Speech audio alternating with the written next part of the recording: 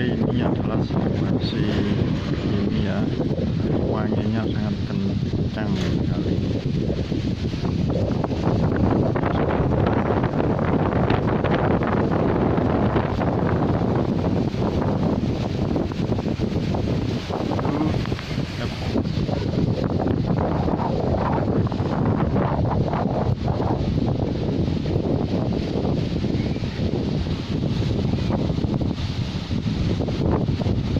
Angin atau baratnya sangat kencang.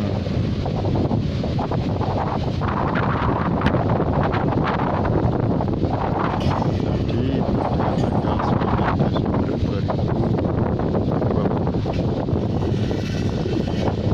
kecepatan angin sangat tinggi sekali. Ya,